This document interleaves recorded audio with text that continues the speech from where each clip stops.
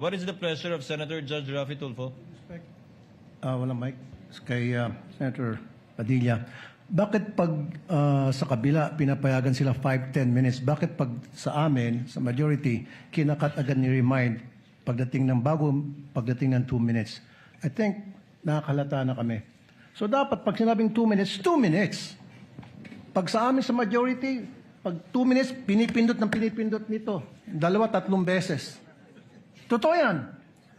Pero pag sa minority, umabot na ng 5 minutes, 10 minutes. At meron akong record yan. Pinapayagan. Why? Thank you.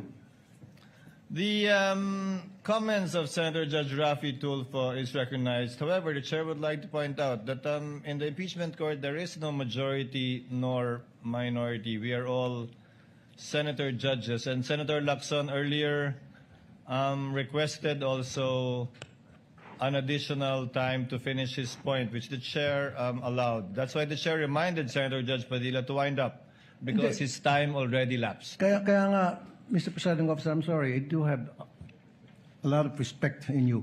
Yung sa akin lang, kahit na sino senador, kapag dating na ng 2 minutes, pinipindutan ng bell eh. Ako ilang beses na ako nang pindutan ng bell.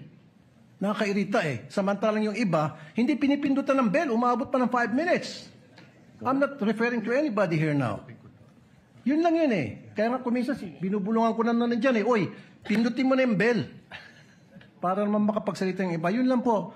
Wala na akong tinutukoy dito. Dapat maging fair tayo yung sa nagpipindot ng bell. Pag sinabing 2 minutes, 2 minutes regardless kahit na sinong senador yan. Thank you.